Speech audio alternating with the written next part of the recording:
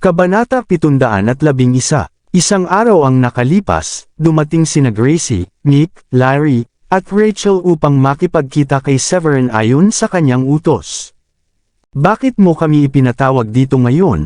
Kataas-taasang tanong ni Gracie na may konting ngiti matapos niyang masiguro na walang ibang tao sa paligid. Nakasuot siya ng maikling leather na palda at pink na puting manipis na knit na pangitaas, na nagbigay sa kanya ng itsurang cute ngunit sexy rin. Maging ang kanyang ngiti ay naging mas kaakit-akit.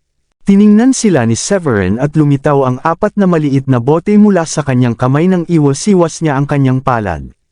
Ibinigay niya ang mga bote sa kanila at sinabi, "Heto ang mga pil na pinino ko.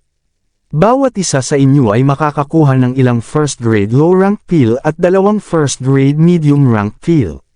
Napakahalaga ng mga pil na ito para sa mga profound master at magagamit ninyo sa inyong pagsasanay." "Ang galing mo, sir. Hindi ko naisip na marunong ka rin ng alchemy. Bakit hindi namin ito alam dati?" gulat na sabi ni Mick habang kinukuha ang bote mula kay Severin. Ang antas niya ay nasa level 7 profound master lamang, at ang first grade medium rank pil ay talagang kapaki-pakinabang para sa kanya. "Oo, hanga talaga ako sa'yo. Ang alam ko kasi, hindi lahat ay pwedeng maging alchemist. Bukod pa doon, napakahalaga rin ng mga pil na ito. Isa ka na bang first grade medium rank alchemist?" "Wala akong ibang masasabi kundi papuri at paghanga," dagdag ni Larry na halatang sobrang tuwa. Ngumiti si Severin at sinabi sa kanila, "Ito pa lang ang simula. Ang layunin ko ay sanayin ang mga pinuno ng lahat ng 12 hall hanggang maging level 9 Warrior King. Para magawa iyon, kailangan kong magsikap ng husto para makatawid at maging second grade alchemist. Dahil tanging second grade pills lang ang tunay na epektibo para sa mga nakarating na sa Warrior King. Malinaw ba ang paliwanag ko?" "Level 9 Warrior King," napaubo si Mick nang marinig iyon. Ni hindi ko nga ma-imagine na maging level 9 Warrior King sa loob ng 1 taon. Kanina nga, nag-iisip pa ako kung kaya ko bang maging level 1 Warrior King sa panahong ito. Para sa akin, sapat na iyon. Inirapan siya ni Rachel at sinabing, "Hindi ka pwedeng magkaroon ng napakababang layunin, Hall Master Mick. Dahil ipinangako ng ating kataas-taasang pinuno na gagawin niya tayong level 9 Warrior King sa loob ng 1 taon, naniniwala akong may kakayahan siyang tuparin iyon. Alam naman natin lahat na kakaiba siya. Oo nga, hehe, aabangan ko ang mga second grade kills mo." Yun ang tunay na kayamanang higit pa sa lahat, hindi mapigilan ni Mick ang mapalunok sa tuwa. Nag-isip sandali si Gracie at sinabi kay Severin, "Sir, kailangan ng mga pil na ito ng ilang materyales, at ang alam ko ay napakahirap makakuha ng breakthrough ang isang alchemist. Ang unang dahilan ay may kinalaman sa talento, at ang pangalawa ay sa tuloy-tuloy na pagkakaroon ng mga materyales para sa pagre-refine. Hindi madaling makuha ang mga iyon, kaya gusto kong malaman kung kailangan mo ba ng tulong para makahanap nito." Agad ding sumang-ayon si Larry, "Tama yan. Hindi namin gaanong naiintindihan ang tungkol sa alchemy, pero kung makakagawa ka ng listahan, tutulungan ka naming maghanap. Sa pagkakaalam ko, marami pang spiritual herbs sa mga kagubatan." Ngumiti ng marahan si Severin at sinabing, "Marami pa akong materyales na ibinigay sa akin ng aking Uncle Master, kaya hindi ninyo na kailangang mag-alala tungkol doon sa ngayon. Ang mas kailangan ko ay ang tulong ninyo para mahanap ang iba pang 8 hall. Mas mabuti kung agad kung malalaman ang kanilang antas ng lakas." Pagkasabi noon, tumingin si Severin kay Rachel at ipinaliwanag, "Halimbawa, si Rachel ay nasa level 4 Warrior King na, kaya hindi ko kailangang masyadong mag-alala sa kanya dahil mataas na ang kanyang antas. Kung may isa man sa mga Hallmaster na nasa level 7 o level 8, mas madali para sa akin ang gawain." Natuwa ang 4 nang marinig ang sinabi ni Severin. "May Uncle Master ka, my goodness, halos Diyos ka na nga, at mismong ang 4 na War Gods ay tinatawag kang Master. Ibig sabihin ba nun, ang Uncle Master mo ay halos isa ng Diyos?" Napamangha talaga si Mick. Ngumiti si Severin at sinabi, "Totoo yun. Kaya kailangan ninyong magsikap sa pagsasanay, dahil iniutos sa akin na dalhin kayong lahat sa kanya pagdating ng 1 taon kapag naabot ninyo ang level 9 Warrior King. Kapag dumating ang oras na iyon, may mga gantimpala pa siya para sa inyo. Pagkarinig nila noon, kumislap ang kanilang mga mata at napuno sila ng pananabik. Okay, magtatrabaho kami ng mabuti, madiing sabi ni Larry habang nakatikom ang kanyang kamao. Huwag kang mag-alala, dagdag ni Gracie, dapat mong ituon ang iyong oras sa pagpapahusay ng iyong alchemy. Gagawin namin ang lahat upang magtanong-tanong at magpadala ng aming mga tauhan para hanapin ang iba pang mga hallmaster. Sigurado akong mahahanap namin ang 8 hall sa lalong madaling panahon. Matibay rin ang kanyang paninindigan gaya ni Larry. Tumango si Severin at pinaalalahanan silang apat. Kapag nagsimula kayong maghanap, mas mabuti kung pumunta kayo sa iba't ibang rehiyon, tulad ng pagtutok sa ilang puwersa sa mga piling lungsod. Mas magiging epektibo iyon. Salamat sa paalala, sagot ni Rachel na tumango rin.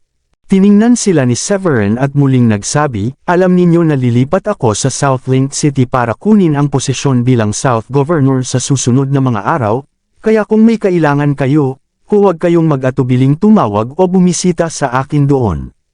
Hehe, edi madalas akong bibisita sa iyo, nakangiting sabi ni Rachel, ako naman ang pinakamalapit sa iyo.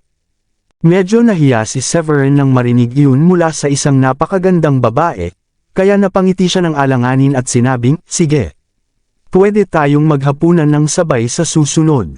Unang naging interesado kay Severin si Gracie, kaya nakaramdam siya ng konting selos nang makita ang pagiging masigla ni Rachel. Inirapan niya ito at sinabi, well, plano ko ring ilipat ang Equus Hall sa Southlink City. Plano kong ibenta ang karamihan ng aming ari-arian sa Brookton at panatilihin ang iba. Pagkatapos ay lilipat kami sa Southlink City at magtatatag doon. Maraming tao ang tumatawag dito bilang lungsod ng attainment, at mas matindi rin ang spiritual energy doon. Saglit siyang tumigil bago nahiyang nagsabi, bukod pa rito, mas madali kong mahahanap ka kung may kailangan ako kapag nasa Southlink City ako. Agad na napakunot noo si Rachel. Binitiwan lang niya kanina ang ideyang iyon ng casual dahil sa Southlink City naman talaga nakabase ang Serpent Hall. Ngunit sa kung anong dahilan, nakaramdam siya ng bahagyang selos mula kay Gracie. Ayos, desidido na ako. Lilipat din ako. Kahit na kontento ako sa progreso dito, hindi maihahambing ang mga oportunidad sa Southlink City. Kapag nandun na ako, umaasa akong matutulungan ninyo ako mga binibini dahil hindi naman ganoon kataas ang aking attainment. Natatawang sabi ni Larry. Kung lahat kayong tatlo ay lilipat, hindi ako papahuli. Sasama rin ako, sabik na sabi ni Mick kay Severin. Hindi alam ni Severin kung paano tutugon at napilitan na lang siyang tumango. Sige, pero huwag kayong magsama ng masyadong maraming tao, at huwag sabay-sabay na pumasok sa lungsod. Baka maging balisa ang mga dating puwersa roon kapag bigla kayong dumating ng sabay-sabay, at baka magdulot pa sila ng problema, hindi dahil natatakot ako sa problema, kundi ayaw ko lang ng abala. Naiintindihan. Alam naman naming gusto mong manatiling low profile, kung hindi mo sana ipinakuha ang lahat ng cellphone kahapon. Natatawang sabi ni Gracie habang tinatakpan ang kanyang bibig. Natawa lang si Severin nang marinig iyon. Ayokong makilala saan man ako magpunta. At saka, mas manipis ang spiritual energy dito sa Brookborn, at mas makapal naman ang enerhiya sa Southlink City kaysa rito. Ayos na ang lahat. Tanghali na nang matapos silang mag-usap, at ipinahanda ni Severin kay Judith ang tanghalian para sa kanila bago niya pinauwi. Para kay Severin, kahit ang second-grade medium-rank pills ay halos walang pakinabang sa kanyang antas, kaya wala nang dahilan para itago pa niya ang mga iyon. Dahil dito, ipinamahagi niya ang lahat ng mga pill na kanyang pinino ilang araw na ang nakalipas sa 4 na hallmaster. Ang prioridad niya sa sandaling iyon ay ang magpatuloy sa pagsasanay ng alchemy upang mas mapahusay ang kanyang kakayahan. Ang iba pa ay kailangang hintayin hanggang sa umangat ang antas ng 4 na hallmaster. Samantala, sobrang tuwang-tuwa ang mga Shanahan tungkol sa malaking paglipat, at abala silang nagbebenta ng kanilang mga ari-arian nitong nakalipas na 2 araw. Ginawa nila iyon upang masigurong may sapat silang pera sa kanilang mga kamay para agad na makapagsimula ng bagong negosyo pagdating nila sa Southlink City. Siyempre, mananatili pa rin ang mga Shanahan sa ilang partikular na industriya na lubhang kumikita. Maaari silang kumuha ng isang maaasahan at mahusay na tao upang maging general manager at mamahala sa kumpanya, at kailangan lang nitong mag-ulat sa headquarters kada buwan. Pagkaraan ng araw na iyon, nagtuon si Severin sa pagpino ng mga first-grade medium-rank kill upang mapataas ang tagumpay sa kanyang refinement. Sa ika-4 na araw ng umaga matapos ang kasal, tuluyan ang naglakbay sina Severin patungong Southlink City. 3 araw na lang bago siya opisyal na maupo bilang gobernador, at dumating sila sa lungsod bandang hapon. Kanina pa naghihintay si Rachel sa paliparan mula pa umaga upang salubungin sina Severin at ang iba pa. Nang makita niyang dumating na si Severin, masaya siyang lumapit kasama si Glenn. Maraming salamat sa tulong mo, Ginoong Severin. Kung hindi ka tumulong noon, tiyak na nasa impyerno na ang buhay ng kapatid ko ngayon. Agad na nagpasalamat si Glenn kay Severin na may ngiti. Gumanti ng ngiti si Severin at sinabing, walang anuman. Magkakaibigan naman tayo, at saka, hindi pa ako opisyal na nanunungkulan, kaya hindi mo na kailangang tawagin akong gobernador. Hindi pa angkop na tawagin ako ng ganoon. Tawagin mo na lang akong Severin. Ngumiti si Glenn at sinabing, haha, pero tiyak na iyon. Napakamapagkumbaba mo, Severin. Sige, Severin na lang ang itatawag ko sa'yo. Mas simple at hindi masyadong formal. Napansin ni Severin na napakadaling makasama ni Glenn, at ang antas nito ay level 9 Profound Master na medyo karaniwan lang.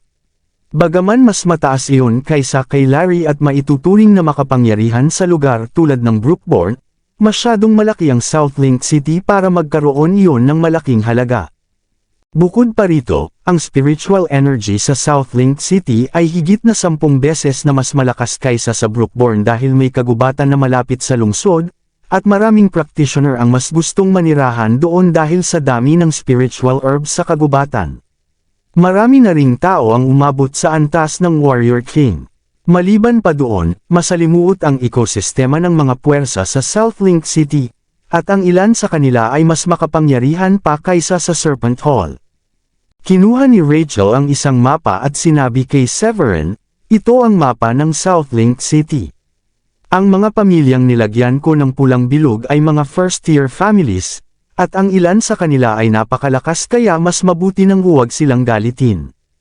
Igagalang kanila kapag opisyal ka ng nanungkulan sa South County Mansion, ngunit mas mabuti para sa iyong mga tauhan na maging maingat sa mga pamilyang ito upang maiwasan ang anumang hindi kailangang gulo.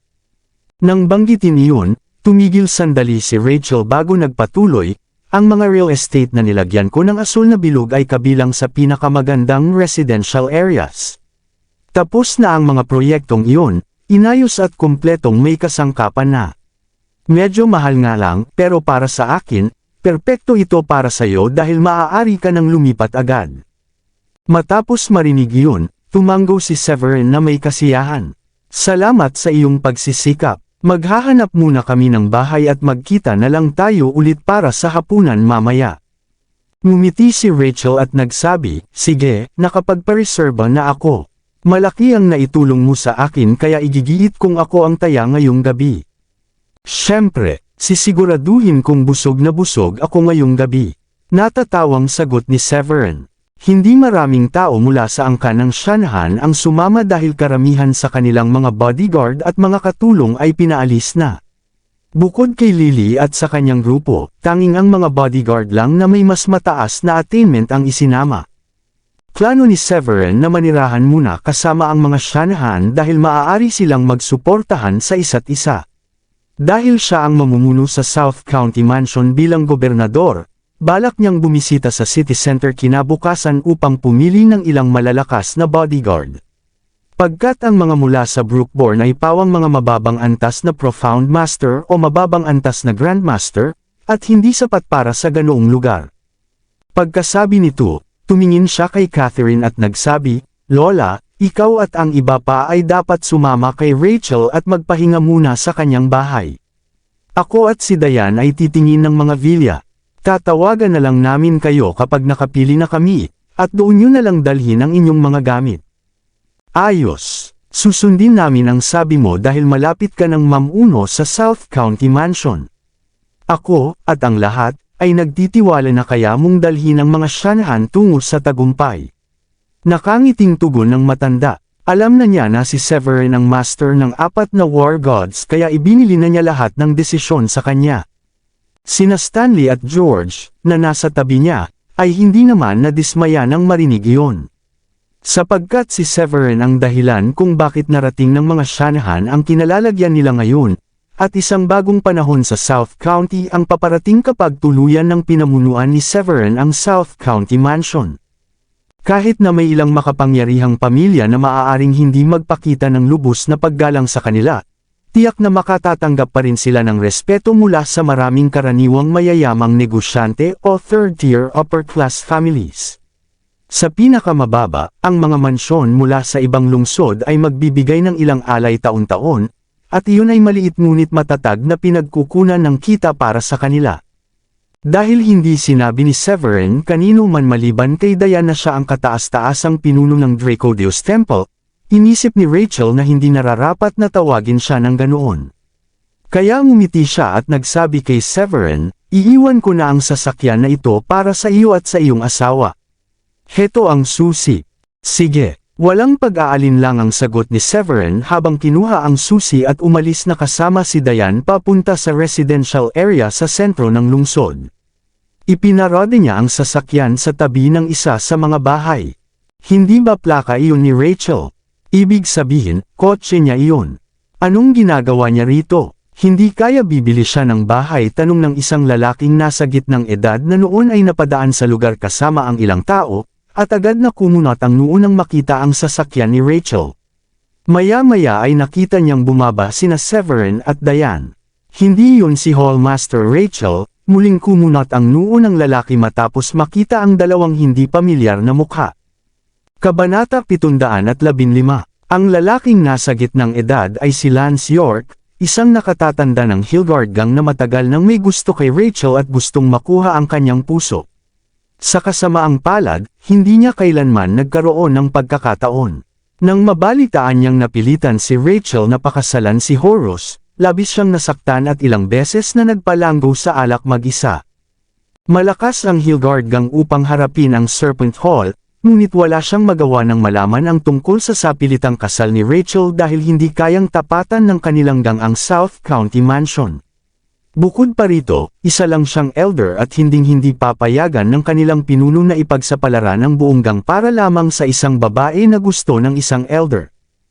Ilang araw ang nakalipas, nang mabalitaan niyang napatay ang Grand Elder ng South County Mansion at nakonsela ang kasal, labis siyang natuwa at nagkaroon ng pag-asa.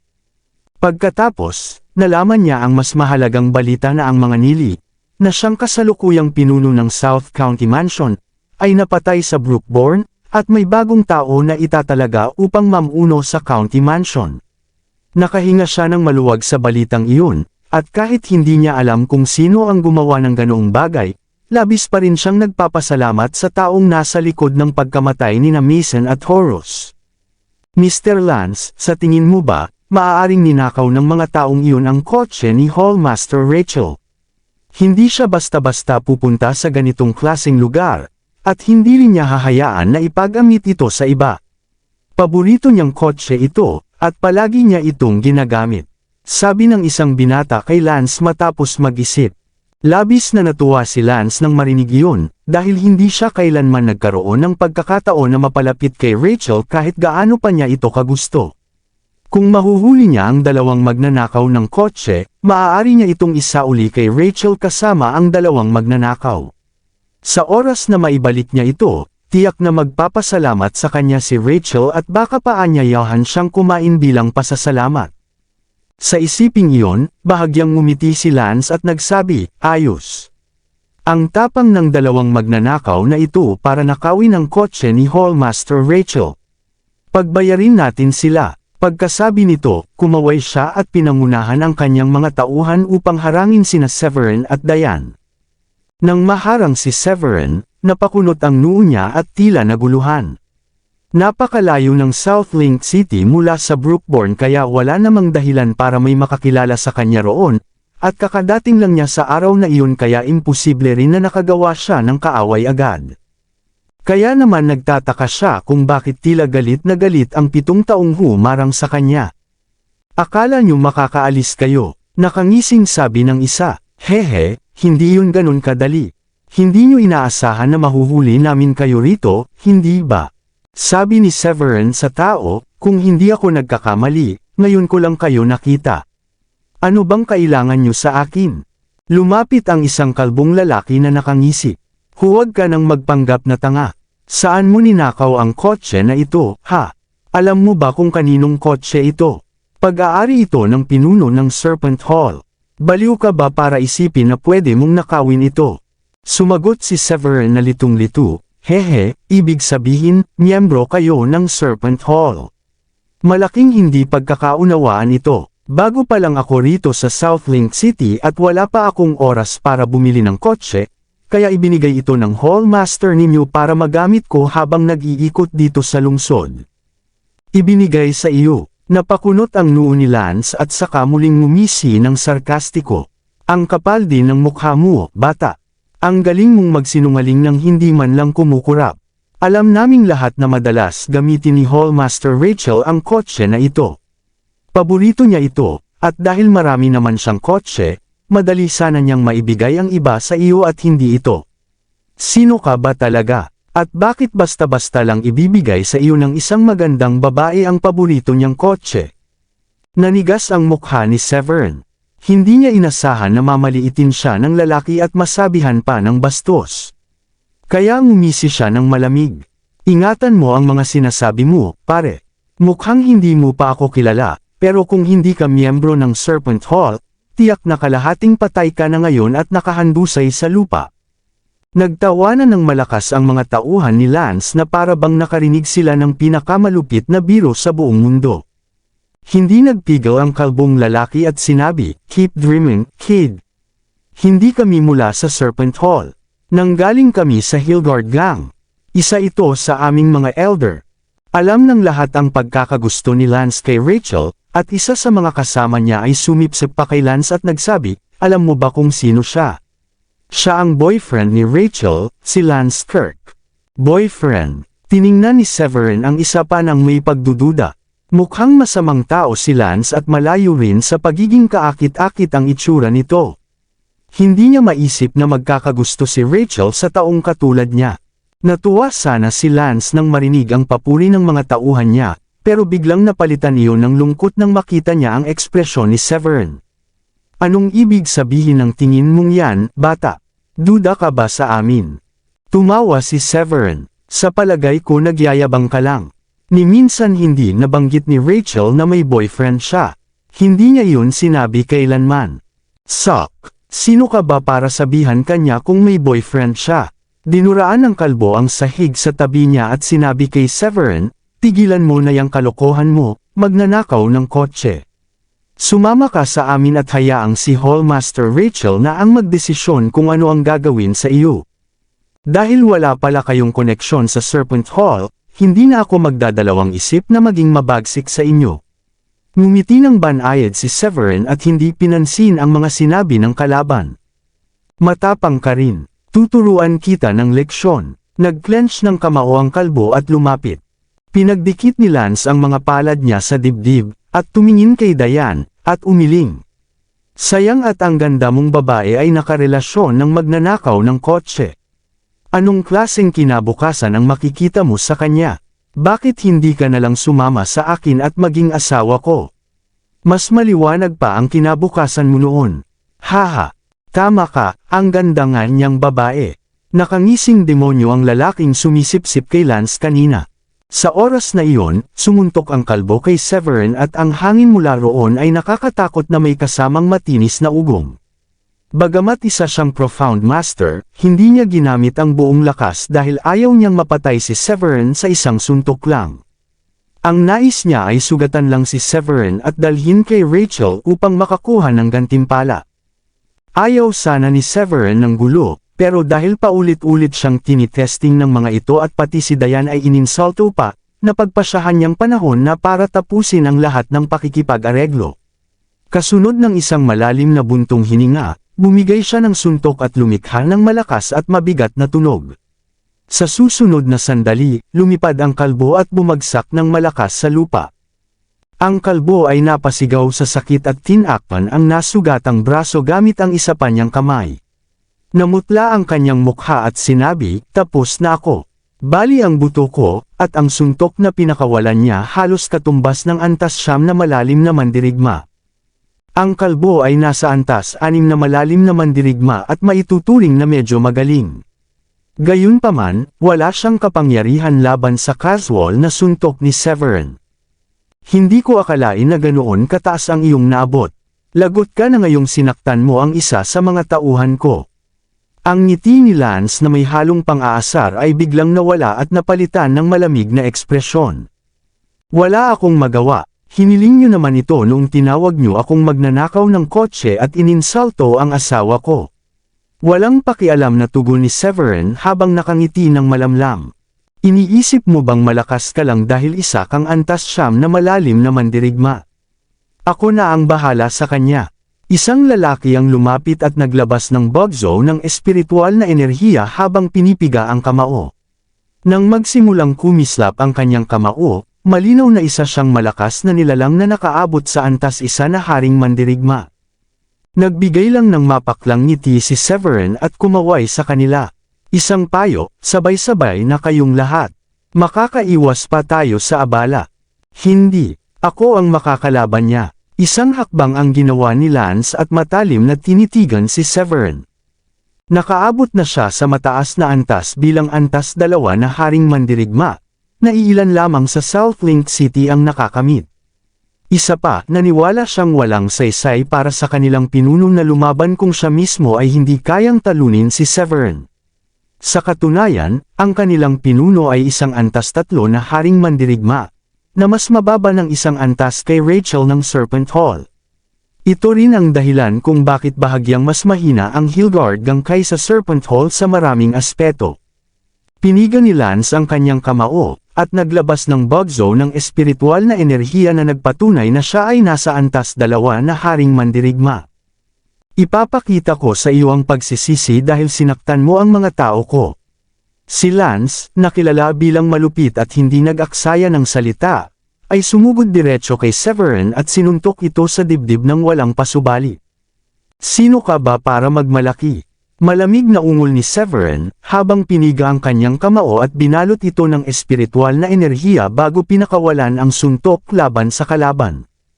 Bam! Isang malakas at mapurol na tunog ang umalangaw, at ilang segundo lang ang lumipas, si Lance ay natangay paatros. Bumagsak siya ng malakas sa lupa, at nakaramdam ng mapait na metalikong lasa sa dila, at samukan ng isang bungkos ng dugo. "Elder!" Sigaw ng mga kasama niya habang may takot na ekspresyon at dali-daling tinulungan si Lance. "Putrages! Ang naabot niyang antas ay kapantay ng pinuno ng ating gang." Ikinuyong ni Lance ang kanyang namanhid na kamao na may pangit na ekspresyon, dahil hindi niya inasahan na ang binatang kaharap niya ay may ganoong kataas na antas ng kakayahan. Gayunpaman, nagtataka pa rin si Lance dahil ang isang tao na may ganoong kakayahan ay hindi naman dapat kapos para bumili ng kotse na nagkakahalaga ng $300,000. Sa madaling salita, malamang na talagang ibinigay ni Rachel ang kanyang kotse sa lalaki. Ngunit nagtaka si Lance kung bakit ibinigay ni Rachel ang paborito niyang kotse sa lalaking iyon imbes na yung iba pa niyang mga koleksyon. Naging mausisa siya kung sino ba talaga ang lalaking iyon kay Rachel. Isang biglang ideya ang pumasok sa isip ng isang level 1 warrior king at hindi nito napigil ang sabihin kay Lance. "Sir, ang batang ito ay may napakataas na kakayahan, isa rin siyang makapangyarihang warrior king. Hindi niya kailangang magnakaw ng kotse, hindi ba? Totoo kayang ibinigay iyon ni Rachel sa kanya?" Tinitigan ni Lance si Severin, na lumapit, at nagtanong, "Ano ang relasyon mo kay Rachel?" Bakit ibinigay niya sa iyo ang paborito niyang kotse? Malapit ka ba niyang kamag-anak? Bakit hindi pa kita nakikilala noon? Ayaw nang patulan ni Severin ang mga tanong ni Lance at malamig na sumagot. Naniniwala ka na bang hindi ako magnanakaw ng kotse? Wala akong obligasyon na sagutin ang mga tanong mo. Gusto mo pa rin bang lumaban sa akin? Kumibot ng ilang beses ang sulok ng bibig ni Lance. Hindi pa siya kailanman nakaramdam ng ganoong kahihiyan bilang matanda ng Hilgard Gang, ngunit wala siyang nagawa kundi ang manggalaiti at iutos sa kanyang mga tauhan na umalis. Mapait na ngumiti si Severin at sa kanya dinala si Diane sa departamento ng sales. Pagdating nila sa pintuan, agad silang sinalubong ng isang magalang na ahente na nakangiti. Hi po, ang ganda ninyong magkasama. Interesado po ba kayong tingnan ang isa sa mga unit namin? Ang lugar na ito ay ang nasa pinakasentro ng Southlink City, at kasalukuyan kaming may promosyon na may malaking diskwento sa presyo. Ganun ba? Hehe, sige titingin kami, sagot ni Severin na nakangiti. Nang makarating sila sa mga modelo ng unit, isang babaeng ahente ang nagsimulang magpaliwanag tungkol sa mga unit kay Severin at Diane. Kahit mahal ang presyo ng mga bahay doon at ang isang medium-sized na villa ay higit sa $3 milyong, at marami pa ring ibang mamimili ang naroon noon. Matapos makinig si Severin sa paliwanag, tumingin siya kay Diane at nagtanong, ano sa tingin mo sa mga villa dito, honey? Ayos naman, hindi ba? Sa tingin mo ba kailangan pa nating tumingin sa ibang lugar? Ngumiti si Diane at sinabi, sa tingin ko maganda ang mga villa dito, at nasa magandang lokasyon din. Ang pinakagusto ko ay ang disenyo ng kanilang arkitektura. Dahil karamihan sa mga unit nila ay inayos at kumpleto na, paano kung tingnan natin ang aktwal na unit? Agad nang umiti ang ahente at nagsabi, mayroon din kaming mga bahay na hindi pa inayos o inayusan, at mas mura ang mga iyon ng humigit kumulang $700,000. Ang mga inayos at kumpletong unit na pwede nang tirhan agad ay mas mahal, at kahit may diskwento, aabot pa rin sa humigit kumulang $3.8 milyon. Pagkasabi niyon, bahagyang ibinaba ng ahente ang kanyang boses at sinabi sa dalawa, kung hindi naman kayo nagmamadaling lumipat, mas mainam na bilhin ninyo ang hindi pa inayos at hindi pa kumpleto. Maaaring ilang buwan bago matapos ang pagpapagawa at makalipat, ngunit makakatipid kayo, at kayo pa ang makakapili ng nais ninyong disenyo. Ang inayos at kumpletong unit ay medyo mas mahal kaysa sa karamihan. Naging tapat ang ahente sa kanila at hindi pinilit na bumili ng mas mahal na unit para lamang sa mas malaking komisyon. Nakita niyang bata pa sina Severin at Diane, kaya nais niyang makatulong na makabawas ng gastos. Masaya si Severin sa ugali ng ahente at nakangiting nagsabi, huwag kang mag-alala sa pera. Gusto namin ng bahay na malilipatan agad. Hindi inaasahan, narinig iyon ng dalawang mayayamang babae na tumitingin din ng ibang modelo ng unit malapit doon. Tiningnan ng isa sa mayayamang babae si Diane at agad na nagtawanan. May mga kabataan na mahilig magpanggap na mayaman at kunyari ay maraming pera kahit wala naman. Bumibili sila ng peke dahil hindi kayang bilhin ang totoo, tapos may lakas pa ng loob na sabihin hindi sila kapos sa pera. Ngumiti ang isa pang mayamang babae at nagsabi, tama. Mahilig silang magyabang, pero kahit bumibili sila ng peke para may maipakita, sana man lang hindi masyadong halata ang pagkakapeke. Nang itim ang mukha ni Severin. Masama ang loob niyang tumingin sa dalawang babae at nagsabi, hoy, mga matandang bruha. Ano bang kalokohan ang sinasabi ninyo riyan? Para kayong uwak na kumakaka pagkatapos kumain sa tambakan. Maraming salamat sa lahat ng sumusubaybay. Please subscribe and follow my YouTube and Facebook channel, Filipino Novel. Maraming salamat po. Ang dalawang mayamang babae ay kapwa nasa 40 taong gulang, ngunit sapat ang kanilang yaman para magpagawa ng madalas na beauty treatments. Naalagaan nila ng mabuti ang kanilang balat, kaya sa unang tingin ay aakalain ng kahit sino na nasa 30 taong gulang lamang sila, lalo na't ang kanilang mga kasuotan ay mas nakahilig sa sexy at mapang-akit na estilo. Gayunpaman, ang sinabi ni Severin ay parang malakas na sampal sa kanilang mukha. Ang isa sa mga babae na nakasuot ng pulang damit ay agad na lumapit at tumitig kay Severin ng masama, tinanong kung sino ang tinatawag niyang matandang bruha. Ang isa pang babae na nakasuot ng puting damit ay lumapit din at galit na nagsabi na tinawag pa raw sila ni Severin na mga uwak.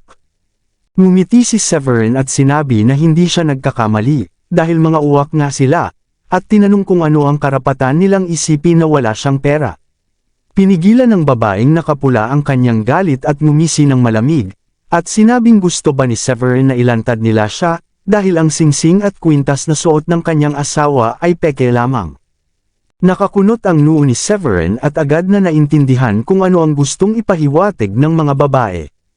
Iisa lang ang set ng The One and Only sa buong mundo, at ang And Only Jewelry Corporation ay ginagamit lamang iyon para sa mga eksibisyon at hindi kailanman binigyan ng presyo o ipinagbili. Malinaw na doon sa mga eksibisyon na nakita ng babae ang kwintas at singsing na suot ni Diane, kaya inisip agad nilang peke iyon. Wala silang kaalaman na ang pagbagsak ng nilis mula sa South County Mansion ay dahil mismo sa 2 pirasong alahas na iyon na suot ni Diane. Peke raw, tanong ni Severin habang tumatawa. Kung hindi pa nila nakita ang totoong bagay, paano sila makapagsasabing peke iyon? Ipinaalam niyang ang singsing at kwintas na suot ng kanyang asawa ay tunay, at walang duda na totoo ang mga iyon. Ang galing mo namang magyabang, singit ng ahenteng babae na nagpakilala ng bahay sa 2 mayamang babae. Tiningnan niya si Severin nang may pagdududa at sinabi na ang The One and Only ay alahas na pinapangarap suotin ng lahat ng babae. Kahit ibenta man iyon ng And Only Jewelry Corporation, ibang usapin pa rin kung kaya ba ni Severin na bilhin, at aabutin iyon ng daan-daang milyon. Totoo, mahal nga iyon, ngunit hindi siya gumastos ng pera para doon. Sagot ni Severin na may makitid na mga mata at may ngiti. Ibinigay mismo iyon sa kanya ng boss ng And Only Jewelry Corporation. Tumawa ng malakas ang babaeng nakapula. Aniya, napakahusay naman daw ni Severin sa pagyayabang. Bakit daw ibibigay lang sa kanya ang ganoong kamahal na bagay? Kakainin daw niya ang kanyang mga salita kung totoo ang mga iyon. Ngumiti si Severin at sinabi na panahon na para simulan niyang kainin ang kanyang mga salita, o baka raw nananaginip pa rin siya. Ikaw, nagngalit ng ngipin ang kabilang babae. Alam mo ba kung sino ako? Kumibit balikat si Severin at sinabing hindi niya alam at wala siyang pakialam. Ang alam lang niya, isa itong matandang bruha na may napakasamang paningin. Kabanata 720. Paanong naglakas loob kang tawagin akong matandang bruha? Humihingi ka ba ng gulo? Hindi na nakatiis ang kabilang panig at diretsyong sumigaw, mga tao. Agad na pumasok ang ilang lalaking nagyuyusi sa may entrada. Ma'am, may problema po ba? Tanong ng isang lalaki na makapal ang kilay, malalaki ang mata, at may bahid ng pagiging bayulente. Malinaw na mahirap siyang kalabanan. Ngumiti ng mapagtagumpay ang babaeng nakapula at sinabi kay Severin, dapat kang lumuhad at humingi ng tawad sa akin. Ako si Surina Liman, ang may bahay ng alkalde ng Namvale Mansion. Alam mo ba kung sino ang kinakalaban mo ngayon? Nakunot ang noo ni Severin nang marinig iyon at nagsabi, sok, sok. Ang may bahay ng Namvale Mansion parang mabigat na tao nga, pero hindi ba't malayo ang Namvale mula rito? Anong ginagawa mo rito? Ngumiti si Surina ng mayabang. Oh, ano, natatakot ka na ba? Sandali siyang tumigil bago nagpatuloy, kung natatakot ka, dapat kang lumuhad at humingi ng tawad sa akin ngayon din. At huwag mong kalimutang aminin na peke ang kwintas at singsing na suot ng asawa mo. Baka sakaling makuha mo pa ang kapatawaran ko sa ganoong paraan. At saka, kahit ako ang may bahay ngayon ng Namvale Mansion, baka maging may bahay din ako ng South County Mansion makalipas lang ng 3 araw. Kumibot ang bibig ni Severin nang marinig iyon. Wala siyang interes na gawing kabit ang isang matandang babae, lalo na't tinanggihan na niya ang alok ng isang magandang dalaga tulad ni Sheila. Wala talagang saysay. Sa tabi niya, tinakpan ni Diane ang bibig niya at hindi napigil ang matawa. Natuwa siyang makita si Surina na walang kaalam-alam na si Severin mismo ang uupo bilang pinuno ng South County Mansion makalipas lang ng 3 araw. Habang patuloy na tumatawa si Diane, tiningnan siya ng masama ni Surina at nagsabi, "Himp. Ang Namvale ay mabilis ang pag-unlad nitong mga nakaraang taon, at maaari na itong ituring na isa sa 10 pinakamahusay sa mahigit 100 lungsod sa South County. Isa sa mga war god, si Callum, ay inanyayahan kaming dumalo sa seremonya ng pagtatalaga sa South County Mansion. Alam mo kung bakit? Dahil ang asawa ko ang pinakamalakas na kandidato para sa posisyong iyon. Ganun ba kalakas ang asawa mo? Nagkunwaring nagulat si Severin habang nakanganga. Nakaramdam ng kasiyahan si Surina nang makita ang reaksyon ni Severin at bahagyang tumagilid ang ulo na may mapagtagumpay ng ngiti. Siyempre, umuunlad ang negosyo sa Namvale, at hindi rin masama ang relasyon ng asawa ko kay Ginoong Callum. Ako man ay pinalad na makakain sa iisang hapag kasama siya. Ngumiti rin ng mayabang ang kanyang kapatid na si Suga at nagsabi, anong problema? Naiinggit ka ba? Hehe, hindi basta-basta nakikipagkita ang mga war gods sa kung sino-sino lang, at nagkaroon ng pribilehiyo ang kapatid ko na makasalo siya sa hapunan. Ang mga mahihirap na gaya ninyo na nagsusuot pa ng peke ay hindi kailanman makakaranas ng ganoong bagay sa buong buhay ninyo. Agad namang sinabi ng saleswoman na nag-aasikaso sa bentahan ng villa para sa 2 babae sa kanyang kasamahan na humahawak kina Severin at Diane. Huwag ka nang mag-aksaya ng oras sa mag-asawang ito, Kelly. Hindi sila seryoso sa pagbili. Anong ikinagugulat mo na makakabili sila ng villa na nagkakahalaga ng 3 milyon kung peke naman ang kwintas at singsing na suot ng babaeng iyan? Pagkatapos ay lumingon siya kay Severin at nagsabi, magyabang ka kung gusto mo, pero dapat matuto ka namang pumili ng pekeng gamit mula sa mga sikat na brand. Sa ganoong paraan, mahirap mapansin ng iba na imitasyon lang ang suot mo. Ang paggamit ng kopya ng isang bagay na kakaiba ay masyadong halata at madaling mapansing peke. Lumapit si Severin at sinampal ang babae gamit ang likod ng kanyang kamay. Ikaw ba ay may karapatang magsalita?